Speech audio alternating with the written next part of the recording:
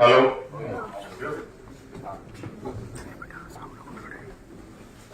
धन्यवाद मीडिया बंधुओं। सबसे पहले तो मैं आप सबका यहाँ पहुंचने पे बहुत बहुत धन्यवाद करता हूं। साथ ही कल हम लोग उड़ीसा में थे और देर रात उड़ीसा से लौटे थे, लेकिन 3-4 दिन पहले पार्टी के कोर कमेटी के साथियों ने वर्तमान के हालात पे चर्चा की और ये निर्णय लिया कि अब इस पे प्रेस वार्ता करके हमें सख्त एक्शन लेने चाहिए। जो आज का माहौल बना हुआ है, इसे प्रदेश स्तर पे और राष्ट्रीय स्तर पे जो विषय हमारे सामने है, आप लोगों ने मीडिया के माध्यम से भी उठाया, लेकिन आज उसको संकलित करके हम लोगों ने अपने साथ रखा। केंद्र की सरकार आज के समय को अमृतकाल कहती है, ये अमृतकाल है। और संविधान पर भी स्थापना दिवस पे एक अच्छा कार्यक्रम सेंट्रल हॉल में हुआ, लेकिन क्या ये अमृतकाल वास्तविकता में है? और इस अमृतकाल में अमृत वर्षा हो रही है या जुर्म जाति की इंतहा हो रही है, इस बात को भी आज देश को जानना चाहिए। ये कैसा अमृतकाल है जहां आज भी बुलेट चलाने पे हाथ काट दिए जाते हैं, बारात घोड़ी पर बैठने पर पूरी बारात को अपमानित, पूरे समाज को अपमानित किया जाता है।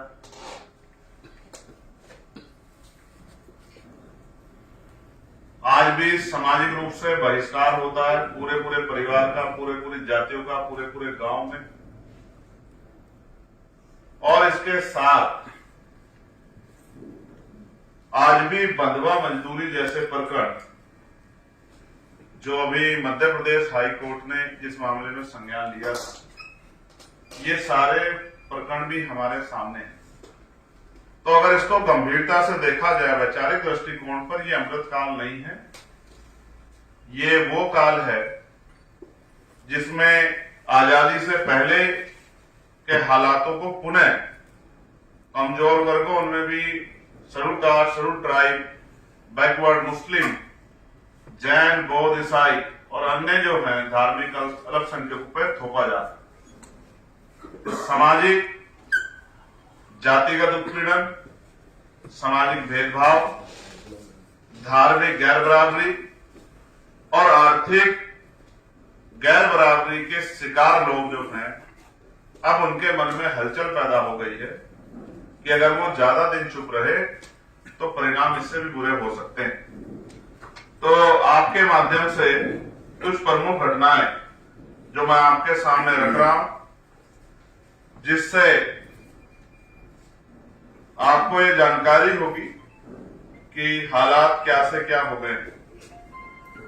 ऐसा भी लगता है कि ये कुछ लोगों के लिए, चंद पूंजीपतियों के लिए या पैसे वाले लोगों के लिए अमृतकाल हो सकता है, या सरकार के चहितों के लिए, बाकी एक बड़े तबके के लिए ये मृतकाल जैसा है कि ना उनकी जीते जी इज्जत है, ना मरने के बाद इज्जत है।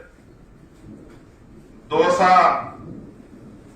राजस्थान, बुलंदशहर, मेरठ, मथुरा और शामली में जिस तरह से बारातों को रोका गया, ये ऐसा लगता है कि जो लोग बारात रोकने वाले हैं वो आज भी इन लोगों को इंसान नहीं मान रहे।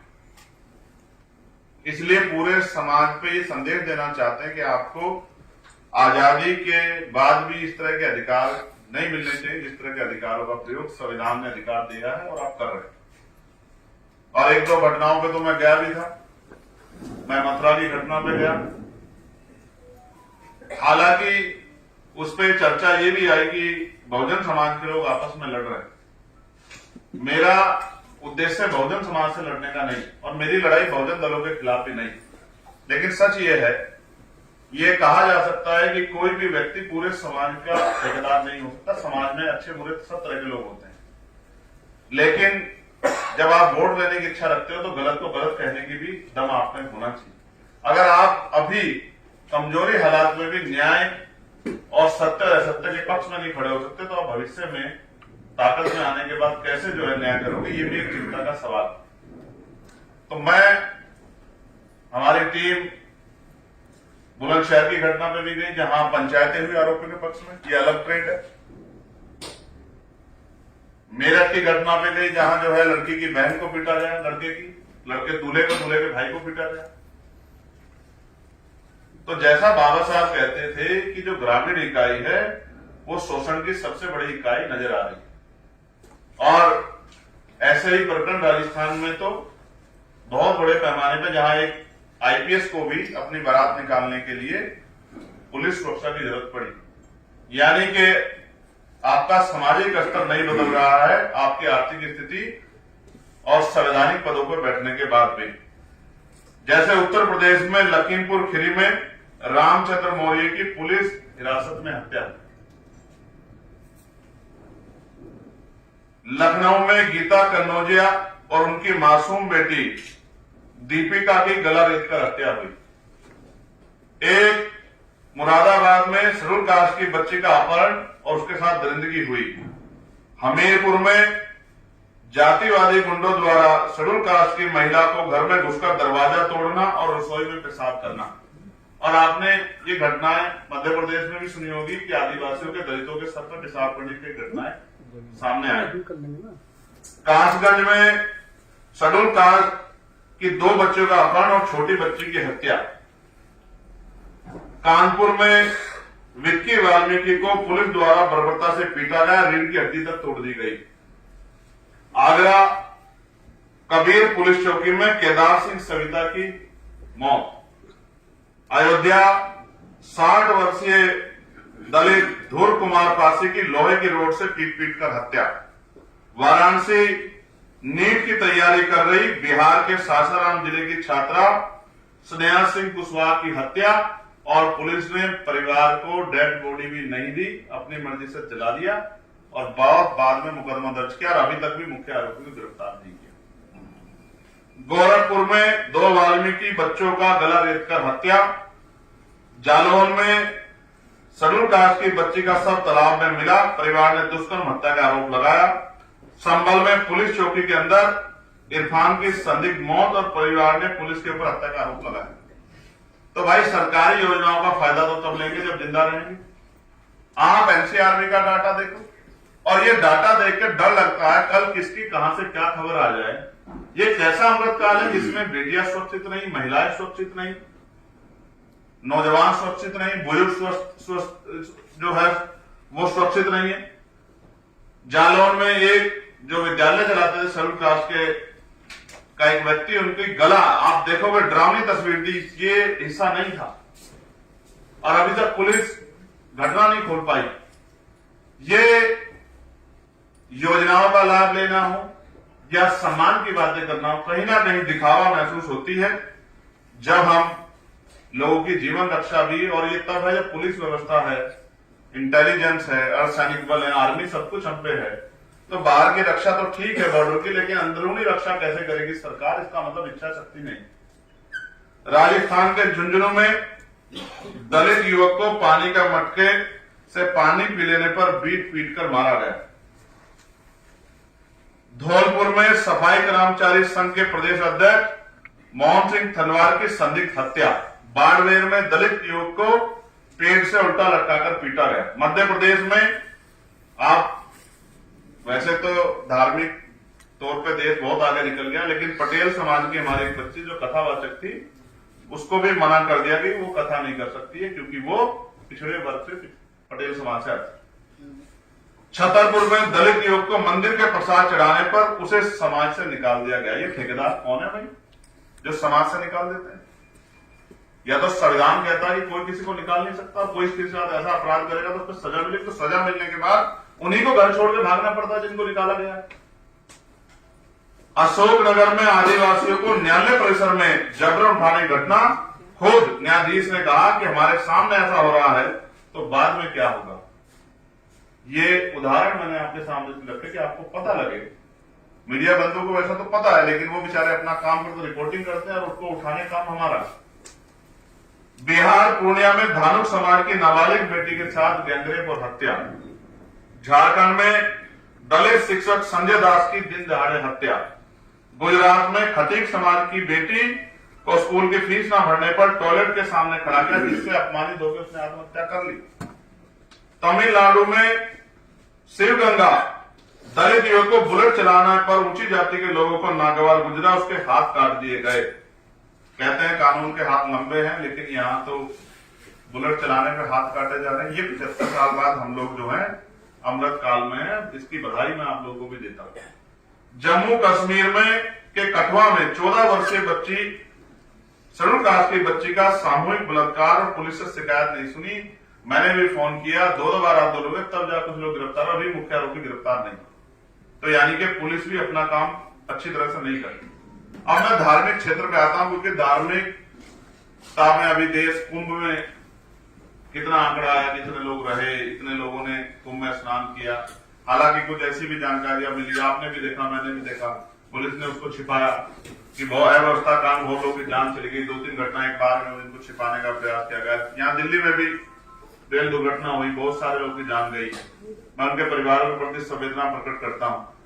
तो अमृतसर में आपको याद होगा संविधान निर्माता डॉक्टर बाबा साहब अम्बेडकर की प्रतिमा के साथ क्या किया गया। बिहार में महाबोधि बुद्ध विहार पर गैर बौद्धों का कब्जा है, वहां वो लोग आंदोलन कर रहे हैं। जब तक कुंभ चलता रहा तब तक वो आंदोलन उनका चलता रहा। जैसे ही कुंभ खत्म हुआ तत्काल जो है उनको रात में जाकर बुद्धिस्टों को वहां से हटाया गया, जबकि प्रधानमंत्री कहते हैं कि हमें युद्ध नहीं बुद्ध चाहिए।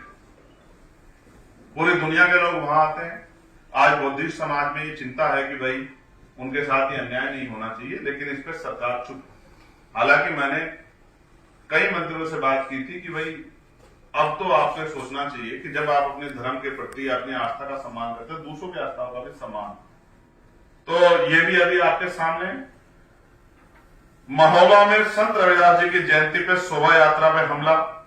बरेली में सांप्रदायिक तनाव भड़काने के लिए मुस्लिम धर्म के जो सबसे बड़े प्रतीक हैं हजरत पैगंबर साहब के खिलाफ जिस तरह के गानों का प्रयोग किया गया, और जूनागढ़ में गिरनार पर्वत पर जैन तीर्थ पर अतिक्रमण करके उनको भी उनके जो है उपासना पूजा के अधिकार से जो है वंचित रखने का काम किया जा रहा है। कोडरमा में संत रविदास मंदिर के पास सांप्रदायिक तनाव, दूसरे बोर्ड लगा के, और मैंने भी आपको याद होगा पार्लियामेंट में आवाज उठाई कि सभी धर्मों का सम्मान है। करोड़ों लोग जो संत गुरु रविदास जी को मानते हैं देश और दुनिया में, आपने अवकाश नहीं रखा और नई परमिशन नहीं दिया आपने कि वो शोभा यात्रा निकाल लें, नगर कीर्तन कर लें या उसका आयोजन कर लें। कोई परमिशन आपने नहीं दी। और मुझे ये भी कहने में कोई संकोच नहीं, मैंने संविधान की शपथ ली है। मैंने पार्लियामेंट में भी जब मेंबर ऑफ पार्लियामेंट बना तो शपथ ली थी कि मैं अंतिम व्यक्ति के भी हितों की रक्षा करूंगा विधि के अनुरूप। तो आप ये बताओ, क्या मुस्लिम समाज जिसकी संख्या करोड़ों में है, क्या उसकी कोई धार्मिक आस्था नहीं? अभी हमने देखा, ऐसा लगता है जिनका राज है उन्हीं की आस्था है, उन्हीं का सम्मान होना चाहिए, उन्हीं का धर्म आगे बढ़ना चाहिए। तो मैंने आपको बुद्धिस्टों के बारे में बताया, इस रविदासियों के बारे में बताया, जैन समाज के बारे में बताया। ईसाइयों का तो हाल इतना बुरा है कि वो कहीं अगर अपना कार्यक्रम करें तो कब वो पिट जाए उनको ये नहीं पता। तो उनका संरक्षण तो बहुत दूर की बात है। लेकिन मुस्लिम समाज जो है जिनका इतना बड़ा योगदान है, मैं अपने जिले से शुरू करता हूं। नगीना, हमारे यहाँ लोकसभा क्षेत्र नगीना है, नगीना कस्बा है, उसमें एक सायरन बजता था कि जो लोग मेहनत मजदूरी करके आते हैं, अब सुबह अपना रोजा रखना चाहते हैं, तो वो सायरन सुबह के समय 1 मिनट बजता था, तो उन लोगों को जानकारी हो जाती कि रोजे का समय हो गया, शहरी का जो उनका कार्यक्रम होता है, और शाम में अफ्तारी के समय कि वो अपने धार्मिक उसको कर लें। 1 महीने कार्यक्रम होता है। मैंने अपने एसएसपी से बात की, उन्होंने कहा सर सुप्रीम कोर्ट की रूलिंग है।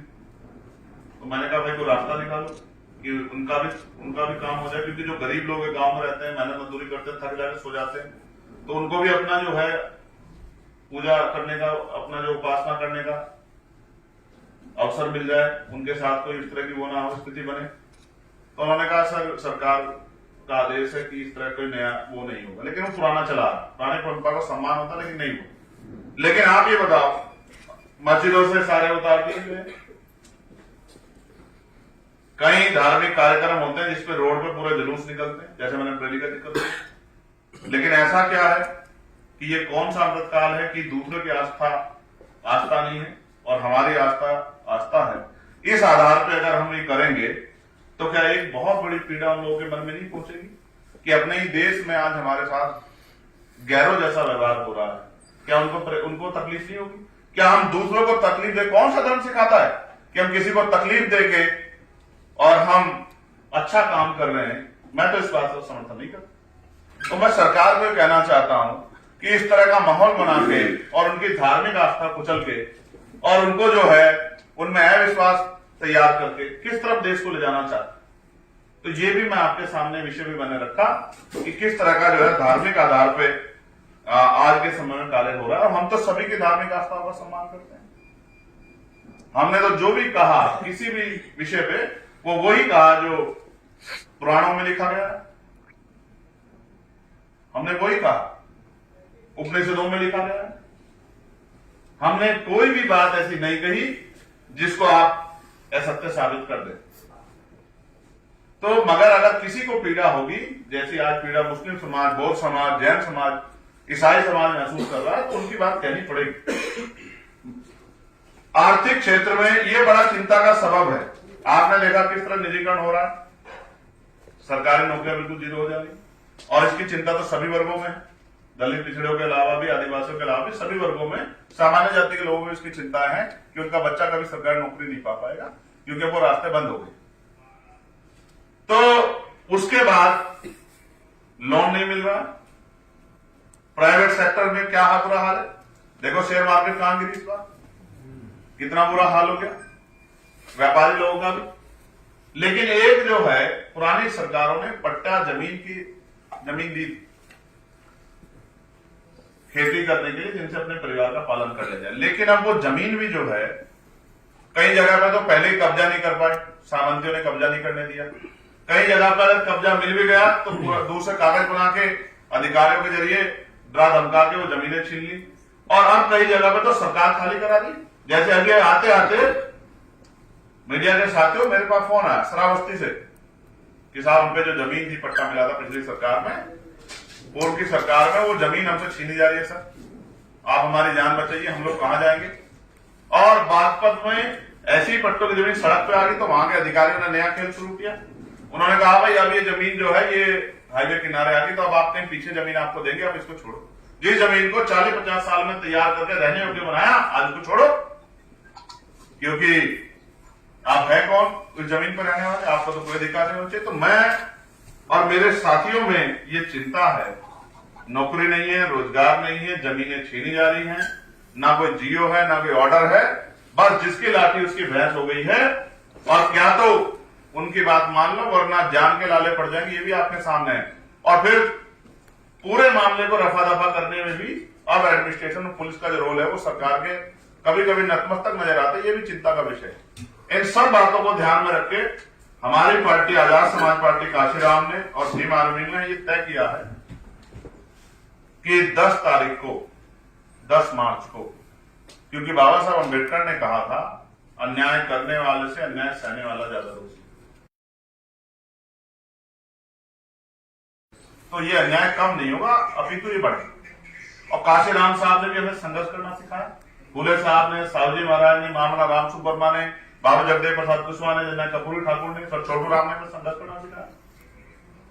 तो हमने और हमारी पार्टी ने तय किया कि 10 मार्च को उत्तर प्रदेश में, उत्तराखंड में, हरियाणा में, राजस्थान में, मध्य प्रदेश में, दिल्ली में, उड़ीसा में, झारखंड में, छत्तीसगढ़ में, बिहार में, महाराष्ट्र में, जहां जहां मुख्यतः सभी जगह पे पार्टी का काम है, संगठन काम है, सभी प्रदेश मुख्यालयों पे महामहिम राष्ट्रपति जी के नाम, राज्यपाल जी के को ज्ञापन जो है हमारी पार्टी देगी। और संघर्ष करके जितने जितने विषय उनके प्रदेश में 1-2 महीने के अंदर, ये भी सैकड़ों में होंगे, वो वहां के डीजीपी को भी, चीफ सेक्रेटरी को भी अवगत कराएंगे कि भाई इन लोगों की जान की रक्षा करो, इनको न्याय दो। और ये जो धार्मिक उत्पीड़न आप लोग कर रहे हो, जातिगत आधार पर जो अन्याय हो रहा है, इसको बंद करो और आर्थिक आधार पर इनके सशक्तिकरण के बारे में सोचो। क्योंकि 75 साल बाद भी लोग बाग रहने के लिए घर नहीं है। ये प्रधानमंत्री आवास योजना चल रही है, ये क्यों चल रही है? क्योंकि लोगों के घर नहीं। आजादी के 75 साल जिन्होंने बिना छत के गुजार दिए हैं, अब वो योजना बड़ी अच्छी है, लेकिन खामी देखे क्या है? उन्होंने कहा मोटरसाइकिल अगर किसी के पास होगी तो लाभ नहीं मिलेगा। तो अगर किसी ने मोटरसाइकिल लिए, अब आप सोचो किसी ने अपने चलाने के लिए टूटी फूटी मोटरसाइकिल, क्योंकि गांव में सब जगह तो अभी व्यवस्था नहीं है यातायात की, तो कोई 5-7-10 हजार में कोई मोटरसाइकिल ले ली कि भाई देर सवेर हो जाए, तो वो भी गया।